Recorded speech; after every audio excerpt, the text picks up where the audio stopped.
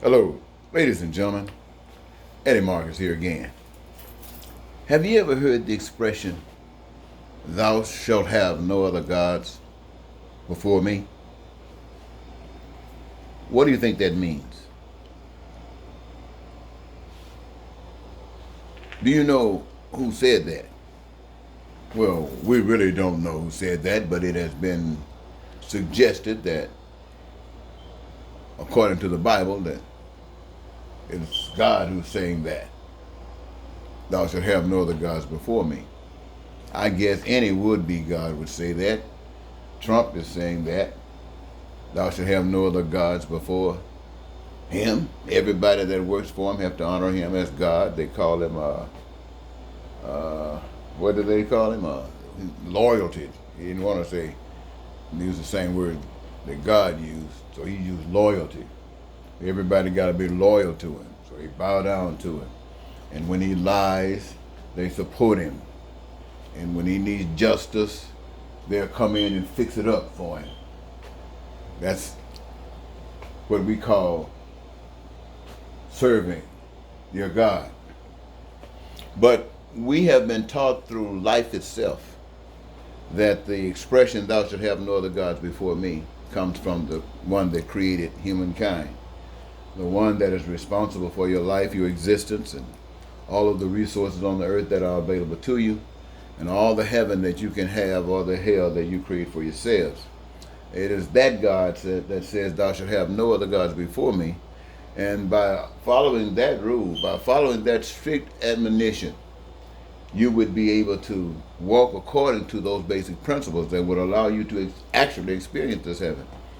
But "thou shalt have no other gods before me" is speaking to all humankind.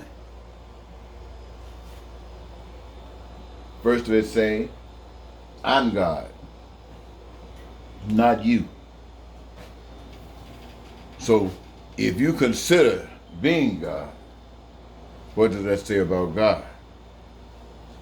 And for those of you who don't want to be God, "Thou shalt have no other gods before this God." Now what does that basically mean? It means do not get in God's way. Don't step on God's business. You are to be a tool of God's business if you're serving God, if your loyalty rests with God. Now, when you find yourselves caught in the middle, do-gooders,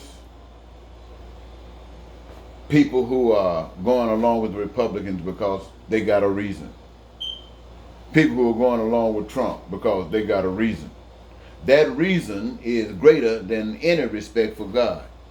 People who were standing on the street when the brothers were calling, "Help me, help me," and they chose to take pictures and to try to coach the crime to an end by using their voice, trying to, you know how it is, "Get up, y'all, leave the man alone," rather than doing something else that would have surely got that boy saved.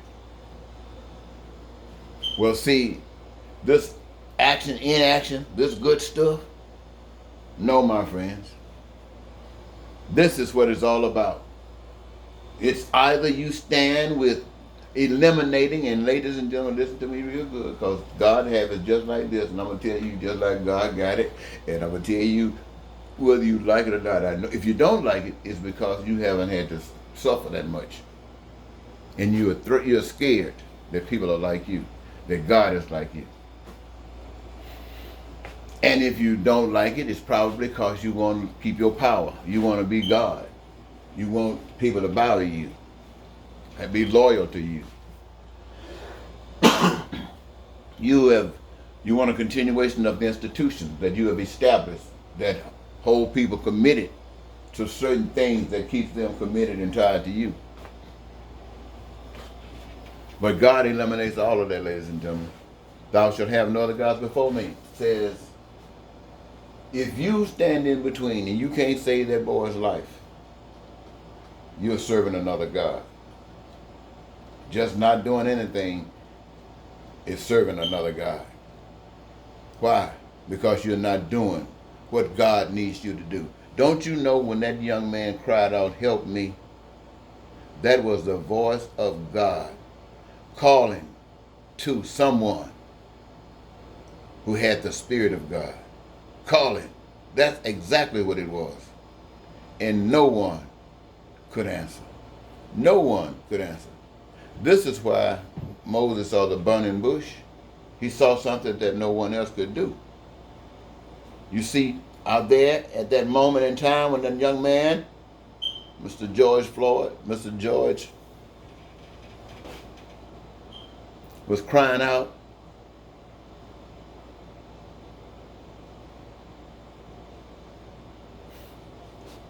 now if something had happened and saved that boy's life,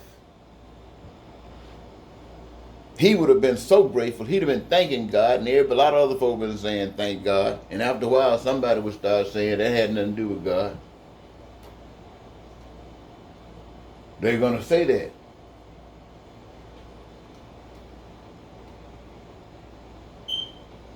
But if the man had taken out his gun and snapped the trigger a couple of times and it did not fire a bullet, then that would have been a miracle. And everybody would have known that was God. Some of us have had that experience. And they can stand before you and tell you that it's real. But God isn't like we've shaped our system to be at all. The institutions that serve our needs, they are okay as far as how they order. If there's a depression, everybody go to work in the field that they are in, that they love. Go to their jobs, do the work, use the resources that God has given. Continue to do the work for one another. Continue doing everything. Producing, distributing, filling the places up, going to the community places, getting it. Continue. Do not let money stop you. Do not let any old rules and regulations stop you from doing what needs to be done. The resources are there. The need will be there. You, the laborers, are there. You have always been there. The resources belong to God. You are the laborers. You created these things. They belong to you. These other people standing in between, they are called the Ponzi schemers. They are called the pyramid crew. They are called the robbers, the thieves, the liars. They are called the murderers. That's what they are called. Waking up allows you to see that. And so you can easily walk with God. Because if Donald Trump and his crew can kill you and God made you, I'm sure you don't have anything to worry about. So stop fearing. Stop acting like you're scared. Stand up for what's right and be real. And I guarantee you, once you get real, the fear leaves you anyway. The fear leaves you anyway. Now, somebody might ask, the rioting that's going on, the looting and the protest, should the protest stop? Let me ask you something. Should the persecution of blacks and people of color and the minority and the poor, should it stop? The answer is yes. Is it going to stop? The answer is no. So why you want to ask the protesters to stop protesting for some redress of what they know isn't going to stop? And you want them to stop protesting. What kind of sense does that make? And when there are those amongst their crew who knows that even protest alone is not going to cause these people to do anything quick, if they do anything at all. Because they really got nothing to lose. You fight Russia, you got something to lose. You go crazy on the highway, you got something to lose. You mess over people, you got nothing to lose. A little law that might take one off the street and making room for another one that's being created. Like affirmative action. To try to do a little redress for the black people, you steal some stuff from the white people, give it to the black people, now you got the white people mad. No, my friends, that's not God. This is, if you're going to try to be Trump, If you want to be Trump, this is how you do it. You promise and commit your life to one another that you are going to do whatever is necessary to cause people's needs, their wants, and their desires to be met, as best you know how, and willing to accept all that you don't know how. And make it sure, guaranteeing to one another peace, prosperity, freedom, joy of life, the fulfillment of dreams, and to assure every last one of them that they will never have to again suffer without food, clothing, and shelter, and education to do what education does, and health care to protect them forever, and a career that allows them to give of themselves with purpose, to be responsible, to own all that which is required of them to enjoy the heaven on earth. Now that's God's way. Trump ain't talking about that. Democrats are not talking about that. The system don't even address that. It's not concerned about that. So any negotiations with the system, any negotiation with the powers that be, that falls short of what I just shared with you is nothing but a stage of the same thing that Trump is dealing you with. And I thank you for listening. Eddie Marcus saying goodbye.